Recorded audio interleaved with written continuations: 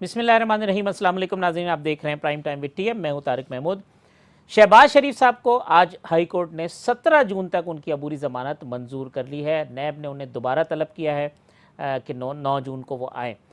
आज भी यही हुआ कि शहबाज शरीफ साहब की जो पेशी थी उससे कबल लाहौर में बड़ी जगहों के ऊपर नाके लगे हुए थे, पुलिस की भारी नफरी मौजूद थी। शहबाज शरीफ साहब कोर्ट में गए, आर्गूमेंट्स हुए और अबूरी ज़मानत मंजूर कर ली गई। गुज़िश्ता रोज़ आपने देखा था कि नैब की टीम उन्हें गिरफ़्तार करने के लिए उनकी रिहाइशगाह पर पहुंची थी। मुस्लिम लीग नून की लीडरशिप ने, शायद खाकान अब्बासी साहब ने कहा है कि नैब तहकीकात करे और कैमरे लगा के तहकीकात करे ताकि लोगों को पता चले कि नैब क्या कह रही है और हमारा मौक़िफ़ क्या है। इसी जो पॉलिटिकल डेवलपमेंट है इसके ऊपर गुफ्तगू करेंगे। स्टील मिल से आज कुछ 9,000 से ज़ायद मुलाजमीन को निकालने की मंजूरी दी है ईसीसी ने। इस पर कोशिश करेंगे कि आज के प्रोग्राम में बात हो जाए। और साथ साथ जो बीआरटी मंसूबे में एफआईए को तहकीकात से रोकने के लिए खैबर पख्तूनख्वा हुकूमत ने जो स्टे ऑर्डर ले रखा है उसमें आज एक्सटेंड करने के लिए वो गए हैं। अदालत ने उसकी जो तौसी है उसको मंजूर कर लिया है, स्टे ऑर्डर को एक्सटेंड कर दिया है। तो फिर एक तरह जब आप करप्शन की बात करते हैं कि जो भी करप्शन में मुलव्विस है उसे गिरफ़्तार किया जाए और उसे कैफ़रे किरदार तक पहुंचाया जाए, तो दूसरी जानिब अगर कहीं करप्शन की तहकीकात हो रही है जिसका ताल्लुक आपसे जुड़ा हुआ है तो उसे रोकने के लिए या वहाँ हुक्म इम्तनाई हासिल करने की जो कोशिशें हैं जब वो की जाती हैं तो फिर अपोजिशन की जानिब से सवाल उठते हैं। और ये सवाल भी अपोजिशन की जानिब से उठता है कि जो तमाम एहतिसाब है उसका रुख पीपल्स पार्टी, नून लीग या अपोजिशन की दीगर जमातों की तरफ तो है, लेकिन हुकूमत की सफ़ों में बैठे हुए अफराद के ख़िलाफ़ अगर बड़े स्कैंडल्स में भी उनके नाम आ जाते हैं तो उनके खिलाफ कार्रवाई नहीं होती और वहाँ खामोशी होती है। इस पर गुफ्तगू करेंगे। मेरे साथ मौजूद हैं पाकिस्तान मुस्लिम लीग नून के रहनुमा साबिक़ सूबाई वज़ीर मोहतरम जनाब राना मशहूद साहब। कराची से मुझे ज्वाइन कर रहे हैं पाकिस्तान पीपल्स पार्टी के रहनुमा सूबाई वज़ीर मोहतरम जनाब इम्तियाज़ शेख साहब। और इस्लामाबाद से मुझे ज्वाइन कर रहे हैं पाकिस्तान तहरीक इंसाफ के मरकज़ी सेक्रेटरी इत्तलात अहमद जवाद साहब। राना मशहूद साहब, ये फरमाइएगा कि कल से अब तक शहबाज शरीफ साहब की जो गिरफ़्तारी की कोशिश, फिर आज अदालत में उनकी पेशी, फिर अबूरी ज़मानत की मंजूरी, अगर इस पूरी सूरत हाल को आप समअप करें तो किस नतीजे पर पहुंचते हैं कि क्या हुआ है कल से अब तक? बिस्मिल्लाहिर्रहमानिर्रहीम। देखें, पाकिस्तान की बदकिस्मती क्या है कि पाकिस्तान पर बदतरीन अटैक हुआ है कोरोना का। लोगों का पुरसाने हाल कोई नहीं है, लोगों को दवाई नहीं मिल रही, हॉस्पिटल्स में बिस्तर नहीं है, यहाँ पर टेस्ट नहीं हो रहे, रोज यहाँ पर शिकायतें हो रही हैं। चीनी चोर यहाँ बैठे हैं, आटा चोर यहाँ बैठे हैं। यहाँ पर 21 महीनों में जितने बड़े बड़े मेगा स्कैंडल्स निकल कर आ गए हैं, बीआरटी से लेके मालम जब्बा से लेके किस किस चीज का नाम लें। और इनका फोकस क्या है? बजट आने वाला है, बजट ये इनसे बन नहीं पा रहा, टारगेट्स इनसे अचीव नहीं हो रहे। टैक्स कलेक्शन, रेवेन्यू कलेक्शन में ये बदतरीन फेल हो चुके हुए हैं। हर जगह पर इनकी दास्तानें नाकामी की हैं। और उसको कवर करने के लिए शहबाज शरीफ साहब को आज जब 2 तारीख को बुलाया गया तो कल जब ये लोग आए हैं वहां पे, तो वहां पर एक हकीकत खुली कि ये तो इन्होंने 28 मई के उनके अरेस्ट वारंट निकाले हुए हैं। मतलब इनकी आप बदनीयती देखें नैब की कि 28 मई को अरेस्ट वारंट निकाल कर अपने पास रखे हुए हैं और 2 को कह रहे हैं आके सवालों के जवाब दें। और बुला किस केस में रहे हैं? एसेट्स बियॉन्ड मीन्स के अंदर। देख, बात यह है कि एसेट्स बियॉन्ड मीन 4 महीने शहबाज शरीफ नैब की कस्टडी में रहे। वहां पर भी आपने सवाल पूछा, जो सवालनामा आपने दिया वो सारे का सारा भर के दे दिया।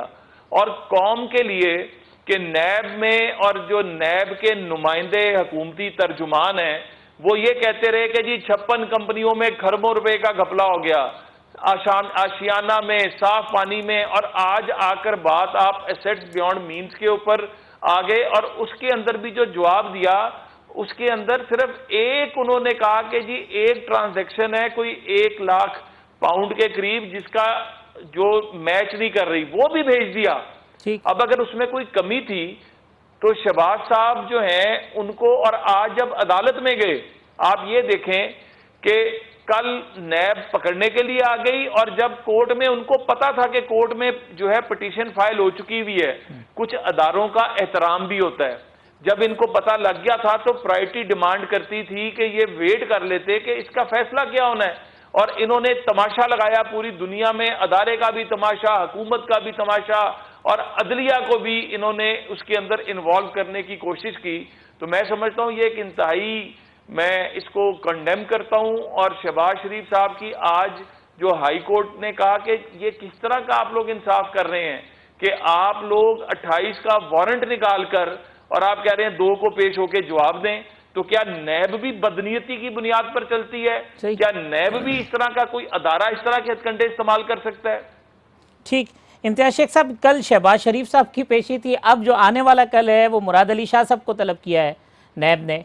ये तो फिर ये अब हवा चल पड़ी है मुस्लिम लीग नून पीपल्स पार्टी जिस तरह कुछ अर्सा पहले था। देखिए जी, बिस्मिल्लाह रहमान रहीम।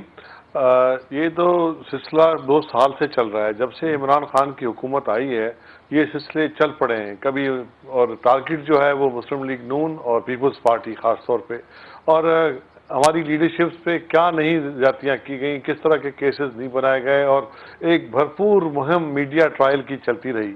और कभी आसिफ अली जरदारी साहब पे, कभी उनके दोस्तों पे, कभी और मुख्तलिफ खुर्शीद शाह साहब पे, इस तरह पूरी फैमिलियों पर। और ये कभी भी नहीं हुआ कि मतलब औरतों पर भी इस तरह के केस बनाए गए, उनको कोर्टों में बुलाया गया। मैं बोलता हूँ कि ये शर्म की बात है। और जिस तरह शहबाज शरीफ साहब का कल उन्होंने जिस तरह किया, वो लीडर ऑफ अपोजिशन है पाकिस्तान के, वो कहाँ जा रहे थे? वो इधर पाकिस्तान में थे और आपसे छुप कर कहीं बाहर तो जा नहीं सकते थे। और जब वो पेश हो रहे हैं, हमारी लीडरशिप भी हर वक्त पेश हुई है। मुराद अली शाह को जब बुलाया गया है वो पेश हुए हैं। तो जब ये लीडर्स हैं और सूबाई वजीर आला हैं और या लीडर ऑफ अपोजिशन है, तो वो जब पेश हो रहे हैं तो मतलब फिर उनको गिरफ्तार करके उनको मतलब एक जहनी अजियत और एक मीडिया ट्रायल का सिलसिला है जो पाकिस्तान में चल रहा है। साबित किसी केस में कुछ कर नहीं सके। इनके कुछ एडवाइज़र साहबान हैं जो कि अपनी नौकरियां पक्की करने के लिए शाम को आ जाते हैं टीवी पर, और टीवी पे बैठ के मुख्तलिफ चैनलों पर एक मन घड़त कहानियाँ और मतलब एक पूरी स्टोरी बयान कर देते हैं। लेकिन जब अदालतों में वक्त आता है तो अदालत में आप देखें ना, चीफ जस्टिस ऑफ पाकिस्तान से लेके हाई कोर्ट्स तक जहाँ जहाँ भी ये गए हैं और उनके रिमार्क्स सुने जजों के, जज साहबान के, उन्होंने क्या रिमार्क दिए हैं। और ये भी कहा जाएगा कि हम क्या चेयरमैन को बुला लें, हम डीजी को बुला लें, इस तरह के रिमार्क्स दिए गए कि मतलब लेकिन कोर्टों को मतलब मैं सलाम पेश करता हूँ कि उन्होंने, जज साहबान ने अब तक जो भी उन्होंने फैसले किए, उन्होंने नैब के केसेस को देखकर उन्होंने वही फैसले किए जो कि करने चाहिए थे। जमानतें भी दे दी लोगों को, और क्योंकि तंग आ गई अदालतें भी वही। चूँकि केस अहमद जवाद साहब, केसेस में कुछ नहीं है। आपके जो एडवाइज़र्स हैं, स्पेशली इशारा शहजाद अकबर साहब की तरफ है, 2-2 घंटे की प्रेस कॉन्फ्रेंस करते हैं, अरबों खरबों रुपए उन प्रेस कॉन्फ्रेंसों में निकालते हैं। ऐसा लगता है कि सबूतों का एक बहुत बड़ा पलंदा उनके पास है, मगर ये सबूत अदालतों में जाके कहीं गुम हो जाते हैं, कुछ पता नहीं चलता, फिर जमानतें हो जाती हैं। तो मीडिया ट्रायल मलाइन करना अपोजिशन की लीडरशिप को और निकलना कुछ भी नहीं, कौम का वक्त भी ज़ाया, अदालतों का वक्त भी ज़ाया, और सिवाय लोगों को तजलील करने का और कोई मकसद नहीं। जी आबिद साहब, हम इस सब्जेक्ट को 2-3 हिस्सों में मैं डिवाइड करना चाहूँगा। एक तो है एक हुकूमत की जिम्मेदारी अकाउंटेबिलिटी के हवाले से, ठीक, और एक उसका हिस्सा है कि इस मुल्क में जो इदारे हैं, चाहे वो नैब है या हायर कोर्ट्स हैं, उन्होंने उन इन्वेस्टिगेशन की बुनियाद के ऊपर क्या फैसला करना है और उनका क्या प्रोसेस है और क्या सिस्टम। ठीक।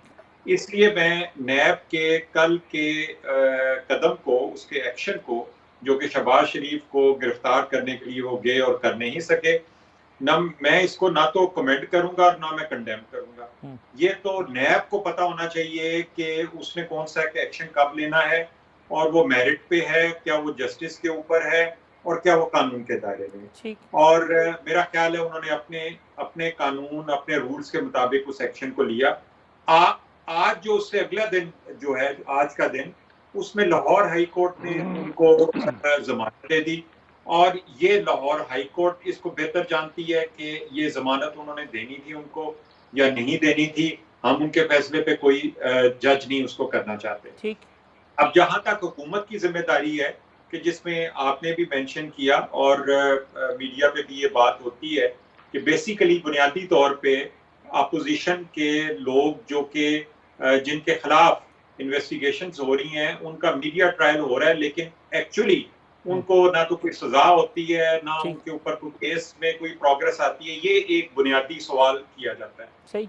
अब देखें, ये दो चीजें जो हैं, हुकूमत की जिम्मेदारी और उसके बाद उस निज़ाम, जिस निज़ाम का हिस्सा नैब है और हायर कोर्ट्स हैं, ये इन दो के दरमियान ही एक पुल बनना है इन्वेस्टिगेशन का, प्रोसिक्यूशन का और फैसलों का और उस फैसला साजी के पीछे उनके प्रोसेस का। ठीक, हुकूमत अपना रोल अदा कर रही है कि जिसमें उसके अदारे जो हैं, चाहे वो FIA हो, चाहे वो FBR हो, चाहे वो स्टेट बैंक हो, या वो तमाम अदारे कि जहां से आप इंफॉर्मेशन को इकट्ठा करते हैं, इन्वेस्टिगेशन करते हैं, वो शवाहिद इकट्ठे करते हैं और उसके बाद अगला मरला जो है वो नैब या जो भी अदारा उसको टेकअप करना लेकिन चाहता वो है। इंफॉर्मेशन, वो शवाहिद, वो दुरुस्त नहीं होते, उनमें जान नहीं होती, वो मैन्युफैक्चर्ड होते हैं जो अदालतों में उड़ जाती हैं चीज़ें।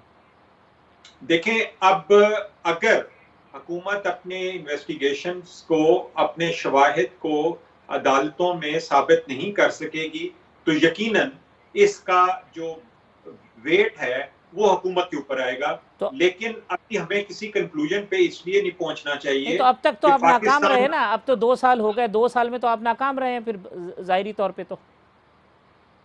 देखें, मैं इस पे इसकी मुद्दत के ऊपर तो कुछ कह नहीं सकता कि व्हाइट कॉलर क्राइम जो है पाकिस्तान में साबित करने में 1 साल लगता है या ठीक। 2 साल या 3 साल या 4 साल। ठीक। हुकूमत की एक बुनियादी जिम्मेदारी है कि हुकूमत ने, अगर उसके पास शवाहिद हैं किसी की एसेट्स बियॉन्ड इनकम या मनी लॉन्ड्रिंग के ठीक। या ऐसे ट्रांजैक्शंस जो कि कानून के दायरे में नहीं है और जिनके ऊपर शुबहात हैं, हुकूमत का फर्ज बनता है इस चीज से कता नजर कि उसके ऊपर फैसला क्या आता है। हाई कोर्ट ने क्या ठीक है, देना है, नैब ने क्या देना है या सुप्रीम कोर्ट ने क्या देना है। ठीक है, मतलब आपका पॉइंट आ गया। हुकूमत का एक फर्ज है कि वो ऐसे चीजों को इन्वेस्टिगेट करे और बगैर किसी डिस्क्रिमिनेशन के करे, जैसे कि शुगर केस के अंदर भी हो। ठीक, राना साहब वो कहते हैं हम अपना काम कर रहे हैं, चूंकि वाइट कॉलर क्राइम है, जो सबूत हैं वो उसको साबित करना मुश्किल होता है, हम अपना फ़र्ज़ पूरा कर रहे हैं, बाकी अदालतों ने फैसला करना है। पहली तो बात है कि बददियानती इनकी वहां से नजर आती है जब ईद से पहले शेख रशीद साहब टॉक शोज पर बैठकर कहते हैं ईद के बाद एक बड़ी कुर्बानी होने जा रही है। ठीक। इनके मिनिस्टर जो हैं टॉक शोज पर बैठकर कहते हैं कि गिरफ्तारियां होने जा रही हैं। आप नैब के तर्जुमान लगे हुए हैं। और दूसरी बात है कि FBR, इन्होंने जिक्र किया ना जी, शहबाज शरीफ साहब नेशनल असेंबली के मेंबर भी हैं, लीडर ऑफ द अपोजिशन भी हैं, पिछले टेन्योर के अंदर भी वो चीफ मिनिस्टर थे, मेंबर थे, और मेंबर जो होता है उस पर लाजिम होता है, एक तो FBR के अंदर आप हर साल अपनी रिटर्न्स देते हैं, आप इलेक्शन कमीशन को एज मेंबर ऑफ पार्लियामेंट अपनी रिटर्न्स भेजते हैं, और अगर उसमें कहीं पर डिस्क्रिपेंसी होती है तो ये आज तक कभी FBR ने कोई पॉइंट उठाया कि शहबाज शरीफ साहब ने जो कुछ भेजा इसमें कोई कमी है? नैब को कोई इल्हाम हो जाता है कि इसके अंदर कमी है? आज शहबाज शरीफ साहब को 2000 मेंबर तो वो पहले भी रहे, लेकिन वापसी, पाकिस्तान वापसी के बाद 2008 से लेके वो फिर मेंबर इस असेंबली के, पंजाब असेंबली के, और उसके बाद नेशनल असेंबली के। किसी कभी इलेक्शन कमीशन ने कोई पॉइंट उठाया कि इनके कहीं यहाँ पे कमी नजर आ रही है? कभी FBR ने या जो अदारे हैं किसी ने पॉइंट उठाया? नैब ने जो पॉइंट उठाया, देखें एक बात बड़ी हाफिज साहब बहुत क्लियर है, हमें बहुत क्लैरिटी हो गई है। ये शहजाद अकबर साहब जिनका नाम ले रहे हैं, वो किसी और पर उंगली उठाने से पहले उन 14 सवालों के जवाब दें जो काजी फायज ईसा, जस्टिस काजी फायज ईसा साहब ने इनसे पूछे हैं। और अगर वो सही चीजें हैं तो जो अरबों रुपया इन्होंने इस चीज के ऊपर अपोजिशन की विक्टिमाइजेशन पर लगाया है, शहजाद अकबर का नाम ECL में डाला जाए, उनसे ये सारी रिकवरी की जाए, क्योंकि वो इलीगल काम करते रहे हैं। नंबर 1। नंबर 2, कभी तारीख में आपने सुना है कि कैबिनेट का मेंबर हो और वो एक अदारे को इस्तेमाल कर रहा हो अपोजिशन की विक्टिमाइजेशन के लिए? इससे ज्यादा पॉलिटिकल विक्टिमाइजेशन की और मिसाल क्या चाहिए आपको कि कभी इस तरह अदारों को इस्तेमाल किया गया है? ये बैठकर सरमन जारी करते हैं कि एहतसाब इसका होगा, इसके खिलाफ होगा। ये चीज निकल कर आ गई। और आखिरी बात, आशियाना केस के अंदर जो कोर्ट्स का फैसला आया, फवाद हसन फवाद के केस में जो फैसला आया, शहबाज शरीफ की बेल में जो फैसला आया, उसके बाद तो इनको चाहिए, ख्वाजा साद रफीक साहब के केस में जो फैसला आया, हाफिज नुमान को बरी करने का जो फैसला आया, इन्होंने तो आज तक कोई इंक्वायरी कंप्लीट की नहीं है। और अगर ये इतने हैं तो इनको रेफरेंसेस बनाने चाहिए। आज तक रेफरेंस किसके खिलाफ बनाए? रेफरेंस बनाए, दूध का दूध और पानी का पानी हो जाएगा। इंक्वायरी की स्टेज पर आप बंदा उठाकर उसकी तजलील करते हैं, उसको अंदर रखते हैं, निकलता कुछ नहीं और वो अदालतों से बाहर आ जाता है। कौन जिम्मेदार है? ये सिर्फ और सिर्फ पॉलिटिकल विक्टिमाइजेशन हो रही है, पीटीआई करा रही है, पीटीआई नैब को इस्तेमाल कर रही है, बाकी इदारों को इस्तेमाल कर रही है, मुल्क का बेड़ा गर्क कर रही है। ठीक, इम्तियाज शेख साहब, मैं एक वक्फा ले लूँ, वक्फे के बाद आते हैं जो राना मशहूद साहब ने बात की है पॉलिटिकल विक्टिमाइजेशन की। मैं चाहूँगा इसी के ऊपर बात को आगे बढ़ाएं। एक वक्फा लेते हैं, वक्फे के बाद आते हैं तो अपने मेहमानों से गुफ्तगू करते हैं।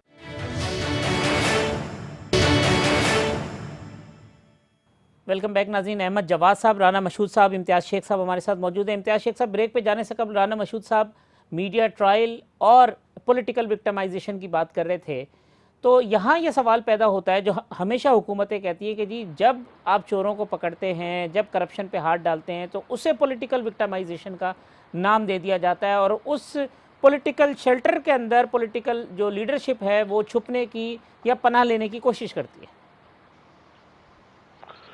देखिए जी, सबसे पहले हमारे दोस्त जवाद साहब ने एक बात की थी कि गवर्नमेंट अपनी कोशिश करती है, लेकिन मैं आपको बता दूं, मैं उसका थोड़ा सा जवाब दे दूं। गवर्नमेंट कोशिश ज़रूर करती है, लेकिन ये गवर्नमेंट टोटली फेल हो गई है किसी भी केस को साबित करने में, माँ सवाए मीडिया ट्रायल के। वो भी मतलब इनके वजीर आके, जो उनके पूरी प्लाटून है एक एडवाइज़र्स की, जो कि आके मीडिया पे कंसल्टेंट्स हैं, मीडिया के एडवाइज़र्स बने हुए हैं, वो आगे हर 10 मिनट के बाद एक प्रेस कॉन्फ्रेंस करते हैं और वही जो पॉलिसी होती है कि जी इतना झूठ बोलो कि लोग समझने लगेंगे सच है।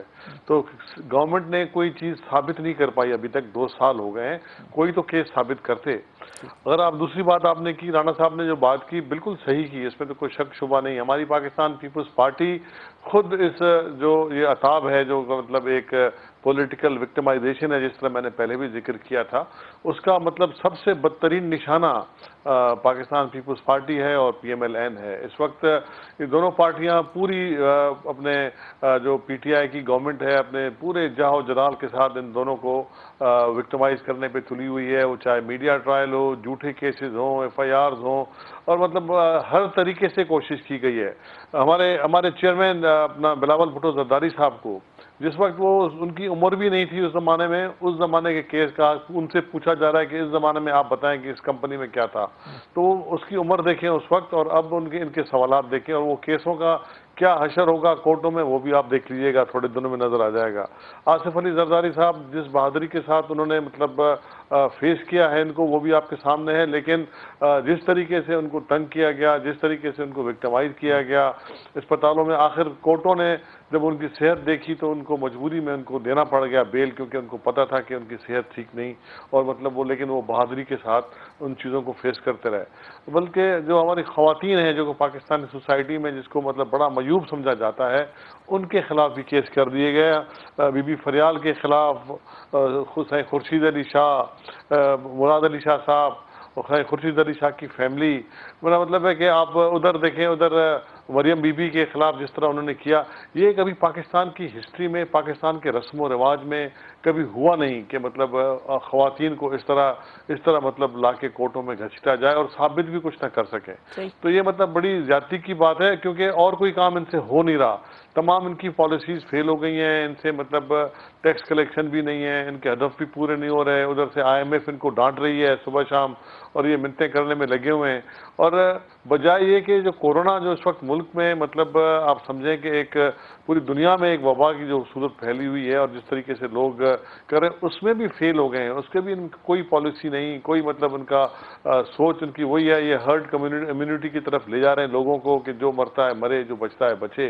मतलब उसके बाद देखेंगे टिड्डी दिल का हमला है पूरे पाकिस्तान पे, एग्रीकल्चर पे, जिससे फूड सिक्योरिटी के मामला बहुत ख़राब हो गए हैं और मतलब फूड सिक्योरिटी ख़तरे में पड़ गई है पाकिस्तान की, उस पर कोई तवज्जो नहीं। तवज्जो है तो मतलब पॉलिटिकल लीडरशिप है दोनों पार्टियों की, जिसके पीछे ये पड़े हुए हैं, ख़वातीन के पीछे, पार्टियों की जो मतलब लीडरशिप की उनकी ख़वातीन के पीछे पड़े हुए हैं, इनको कोई और काम है नहीं, और मतलब ये कुछ कर भी नहीं पाएंगे। आप देख लीजिएगा, ये मतलब 2 साल गुजरे हैं, इंशाल्लाह बाकी टाइम भी इनका जल्दी गुजर जाएगा, लेकिन आप देखिएगा आखिर तक के कुछ कर नहीं सकेंगे, सिर्फ भाषण भाषण और भाषण है। अहमद जवाद साहब, करप्शन के आप खिलाफ हैं, लेकिन BRT को जब FIA तहकीकात करने लगती है तो आप कहते हैं जी इनको रोका जाए। आज भी कोर्ट में गए एक्सटेंड कराने के लिए, एक इसका मुझे जवाब दे दें।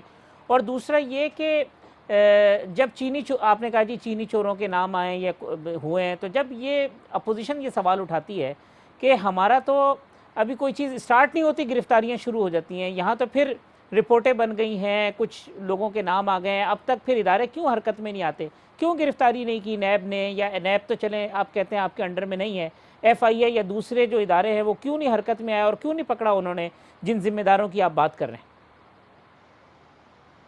देखिए, इसमें पहला जो आपका सवाल है BRT के हवाले से, एशियन डेवलपमेंट बैंक इस प्रोजेक्ट का ओनर है, और आप अगर उसकी वेबसाइट पे जाके देखें तो पाकिस्तान का जो स्टेटस है वहाँ पे पूरा एग्रीमेंट मौजूद है।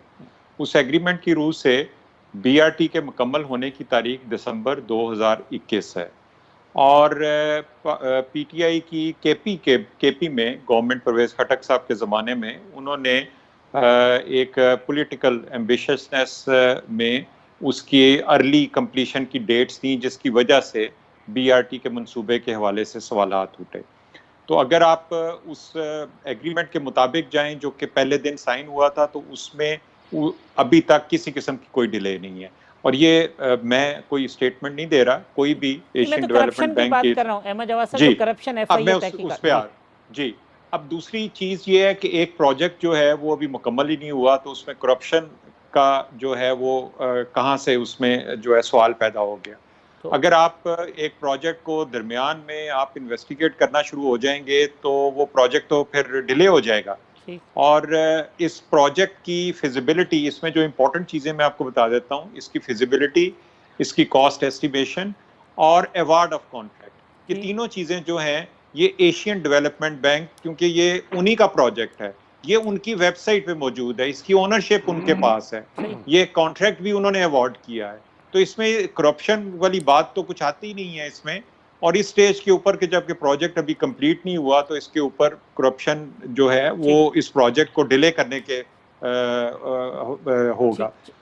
जो दूसरी बात है उसका जवाब भी दे दीजिएगा मतलब। दूसरा आपने क्या सवाल दूसरा किया था? ये था कि जी अपोजिशन का तो जरा सी कोई नाम कहीं करीब से गुजरता है, शब्द भी होता है, उनकी गिरफ्तारी हो जाती है। और जी देखें, हुकूमत ने अभी तक, आप कोई एक ऐसा केस बता दें कि जिसमें हुकूमत ने इनिशिएटिव लिया हो, कोई FIA या कोई पुलिस ने किसी पॉलिटिकल लीडर को जाके गिरफ्तार कर लिया हो, जब तक कि इसके पीछे नैब या हायर कोर्ट ना हो, हुकूमत की तरफ से कोई एक इनिशिएटिव पिछले 2 साल में बता दें कि जिसमें पॉलिटिशियंस को की हरासमेंट। आसिफ जरदारी साहब की ये जो फरियाल तालपुर साहब वाली ये मनी लॉन्ड्रिंग केस है, ये तो FIA तहकीकात कर रही थी ना इसकी पहले। तो हो सकता है, मैं अभी याद नहीं है, अभी मुझे उसका याद नहीं है, लेकिन मैं जो बात कहना चाह रहा हूँ वो ये है कि हुकूमत इस बात का फैसला नहीं कर रही कि इन लीडर्स को पकड़ना है या नहीं पकड़ना। फिर पता कैसे, फिर अहमद साहब पता कैसे चल जाता है? शेख रशीद साहब कहते हैं, अभी भी शहबाज गिल साहब कह रहे हैं 17 के बाद ये गिरफ्तार हो जाएंगे, फिर आपको बताता कौन है?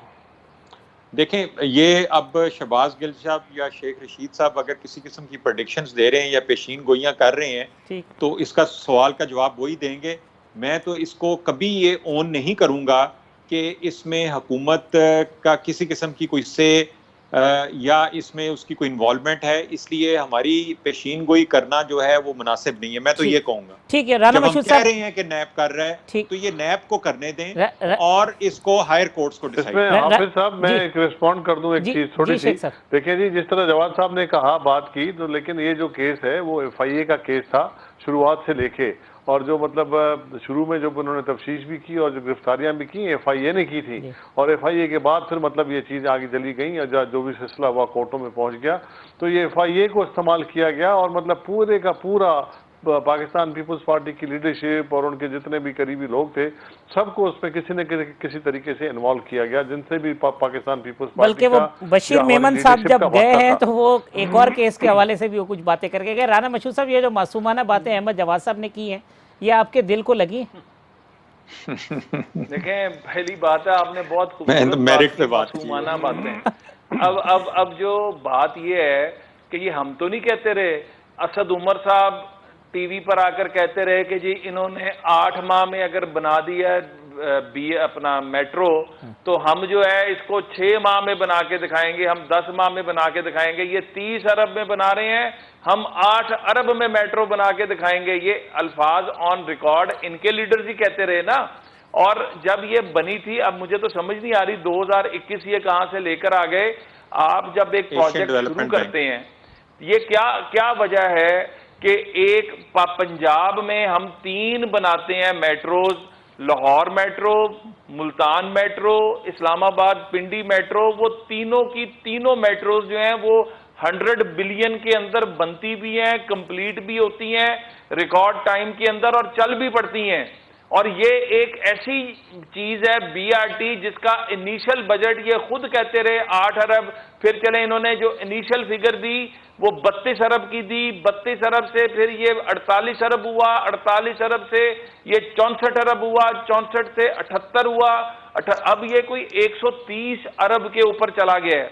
माजरत के साथ इमरान खान साहब भी कहते थे ना कि तुम्हारे बाप का पैसा है, तो ये किसके बाप का पैसा है जो इस तरह आप खुद 8 अरब से शुरू होके 130 अरब से ऊपर निकल गए।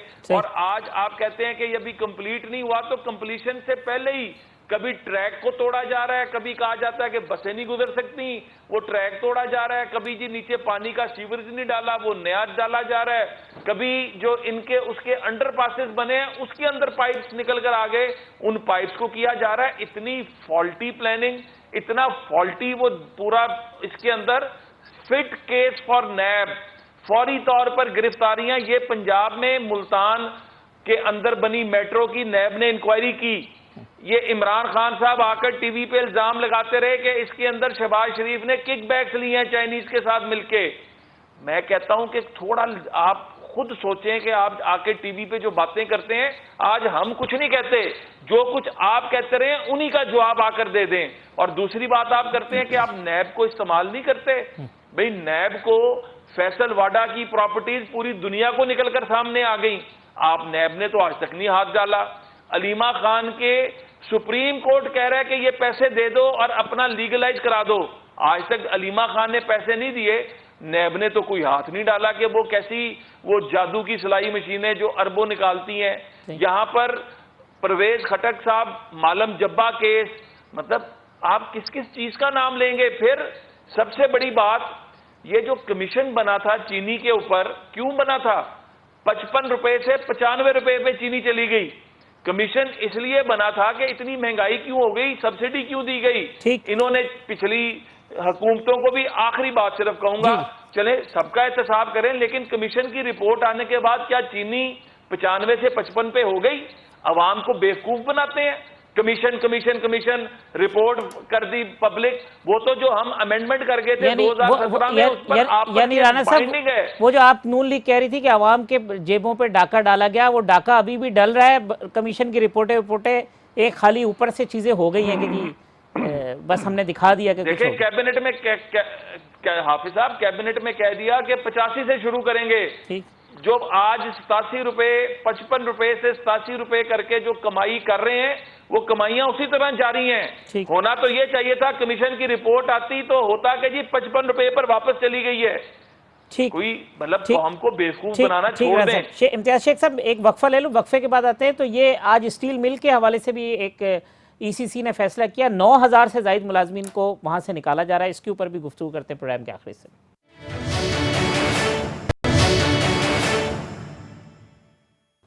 वेलकम बैक नाज़रीन। राना मशहूद साहब, अहमद जवाद साहब, इम्तियाज शेख साहब मेरे साथ मौजूद हैं। इम्तियाज शेख साहब, ये जो शुगर वाली बात हुई थी, इसके ऊपर मैं चाहूँगा कि थोड़ा सा आप रिस्पॉन्ड कर दें, क्योंकि ये भी होता है कि पीपल्स पार्टी की लीडरशिप और आसिफ जरदारी के करीबी दोस्त हैं, उनकी शुगर मिले हैं और सिंध गवर्नमेंट ने भी उन्हें नवाजा है। एक तो इस पर रिस्पॉन्ड कर दीजिएगा, फिर मैं स्टील मिल की बात कर लूँ। देखिए जी, अच्छा आपने शुगर मिल पे बात की। अब शुगर मिल की बात जो है आपको तो पता ही है, और वो रिपोर्ट भी अभी सबके सामने है। वो रिपोर्ट क्या कहती है, उसके सिफे क्या कहते हैं, उसकी फाइंडिंग्स FIA की क्या कहती हैं, वो FIA जो कि फेडरल गवर्नमेंट के अंडर है। अब उसके अगर उन्होंने एक समरी मूव की 28 तारीख को, पेज नंबर 311 पे उसकी रिपोर्ट की, उसको काफ़ी मौजूद है, जिसमें 1 मिलियन टन शुगर उन्होंने एक्सपोर्ट करने की इजाज़त मांगी।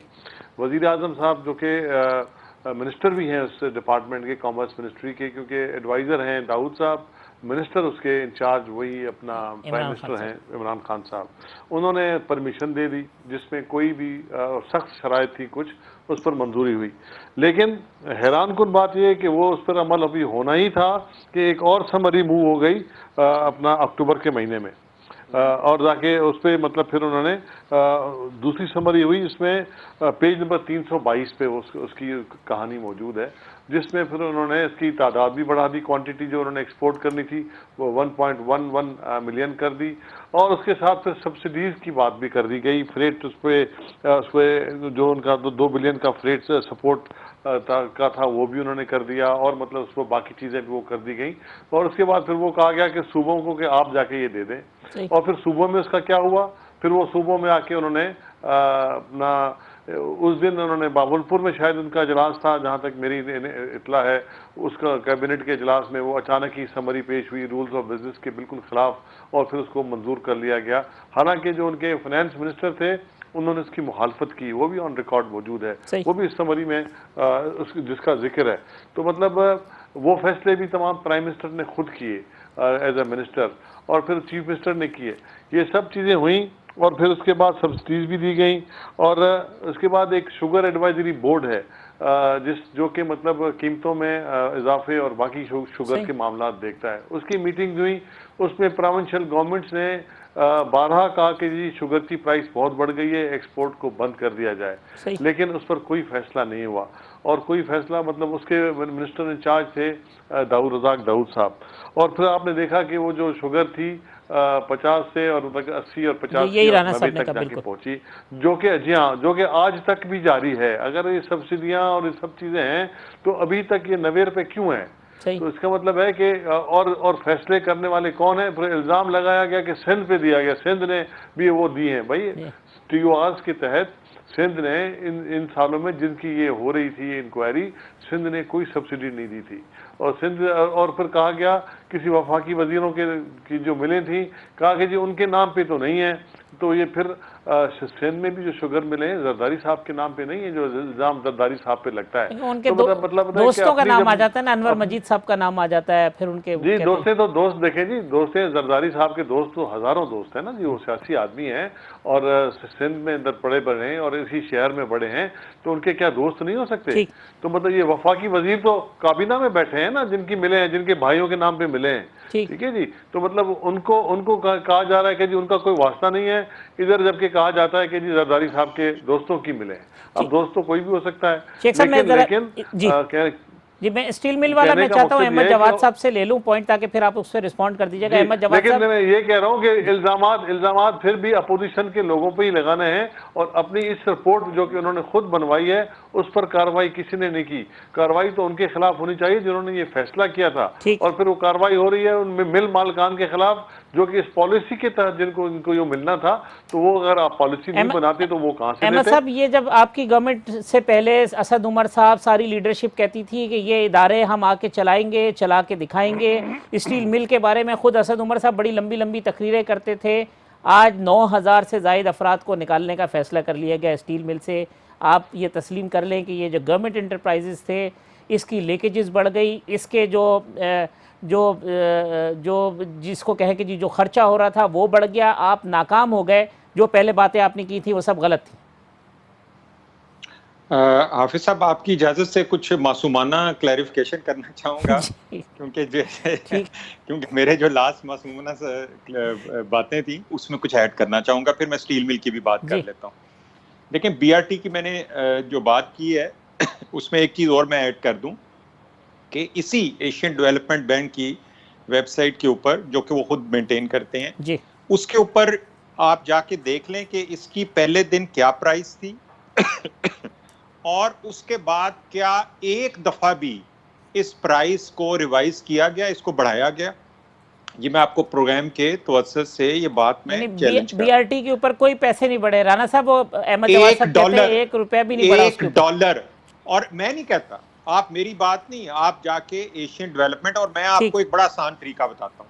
मैं आज इस प्रोग्राम के तवज्जुह से दावत देता हूँ पाकिस्तान मुस्लिम लीग नून को, पाकिस्तान पीपल्स पार्टी को, मैं मीडिया के तमाम चैनल्स को ये दावत देता हूं कि आज आप एक लेटर लिखें एशियन डेवलपमेंट बैंक के नाम पे और उन्हें इस प्रोजेक्ट के हवाले से जो आपके जहन में कंसर्न्स हैं कि जी इसकी प्राइस बढ़ गई, ठीक, कि इसके प्रोजेक्ट में ये खराबियां हैं, इसमें करप्शन है, ये डिले हो गया, ये चीजें लिख के एशियन डेवलपमेंट बैंक को भेज दें और उससे जो जवाब आए वो आप मीडिया के साथ शेयर कर लें। करने देना फिर वो कह रहे हैं फिर एफआईए को तहकीकात कर लेने दें, फिर क्यों रुक रहे हैं, फिर उनको क्यों रोक रहे हैं? फिर आप क्यों रोकते हैं? सुप्रीम कोर्टों में जाके आप रोकते हैं, उनको मिन्नत करते हैं जजों को जाके कि जी रोक दें इसको।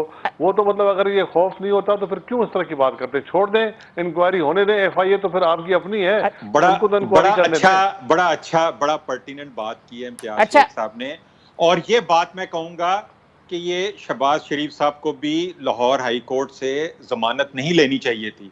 उनको चाहिए था कि चूंकि वो क्लीन है तो वो नैब के सामने पेश होते और अपने अहमद साहब वक्त खत्म हो रहा है, आप जरा स्टील मिल वाले के ऊपर रिस्पॉन्ड करते हैं, फिर मैं राना विक्टिमाइज किया जा रहा है तो जरूर बेल देंगे ना। कोर्टों का तो हक है हर किसी का बेल लेने का, तहकीकात रोकने का तो हक नहीं बनता ना किसी को कि आप फैक्ट्स को लाने के लिए कोर्टों का सहारा लें। हम नहीं रोक रहे। राना मसूद साहब, अगर आप अदालत में प्रोजेक्ट को कंप्लीट करने की दरखास्त कर रहे हैं और इन्वेस्टिगेशन जो है वो उसके बाद जब प्रोजेक्ट हो जाए तो उसके बाद कर ली, ये हमारा सिर्फ एक स्टांस है और वो अदालत ने डिसाइड करना है। अगर अदालत कहती है जी राना मसूद साहब, वो अहमद जवाद साहब कहते हैं कि 1 रुपया भी अगर बढ़ा हो तो हम जिम्मेदार हैं। आप एडीपी को लिखें। नहीं, मैं कहता हूं लेटर लिखें।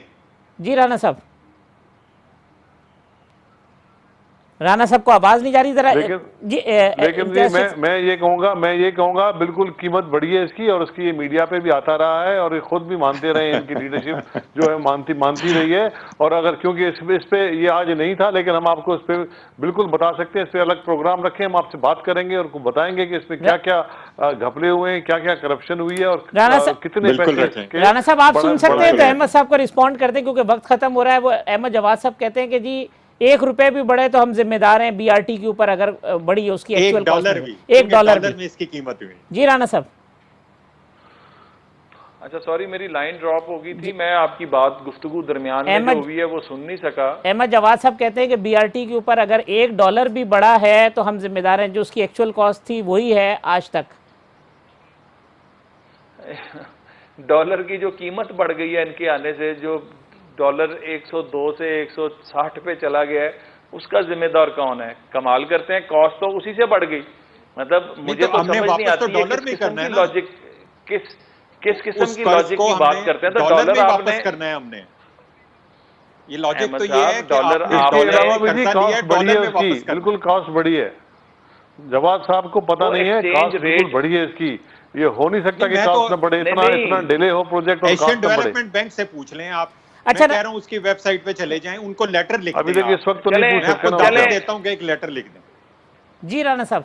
नहीं, लेटर क्या लिखना? सुप्रीम कोर्ट के अंदर जो आप अगर इतने ही सच्चे हैं तो फिर आप वहां पे डिलेइंग टैक्टिक्स क्यों इस्तेमाल कर रहे हैं? जिस तरह फॉरेन फंडिंग केस में डिलेइंग टैक्टिक्स इस्तेमाल कर रहे हैं, तो आप वहां पर जाकर कहें कि आप इतने साफ और सुथरे, आप कहें कि जी ये सारा कुछ है और इसको चलाएं। आप तो जाकर एफआईए की इंक्वायरी रुकवाते हैं, आप जाके बाकी अपनी इंक्वायरियां आप रुकवाते हैं और बाकियों को कहते हैं।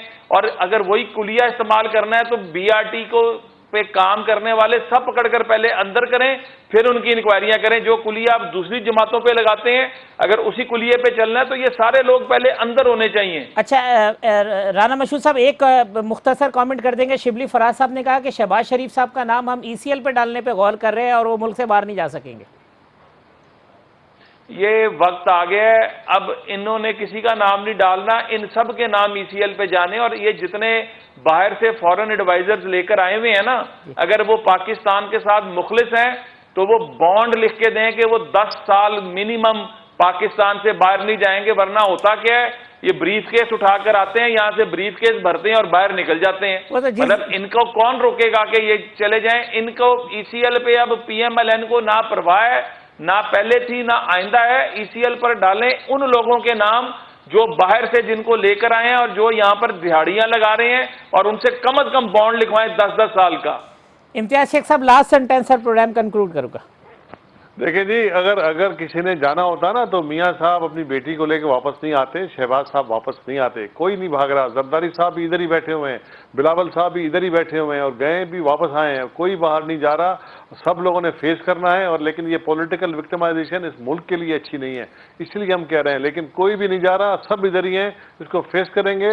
और वक्त आने वाला है कि अभी इन लोगों के नाम उसमें आने वाले हैं। बिल्कुल सही कहा राना साहब ने, और हम मैं इसको सेकंड करता हूँ। चले, इम्तियाज़ शेख साहब, राना मशहूद साहब, अहमद जवाद साहब, तीनों मेहमानों का बहुत शुक्रिया। प्रोग्राम का वक्त खत्म हो, कल इसी प्रोग्राम में इंशाल्लाह दोबारा मुलाकात होगी। अल्लाह हाफिज़।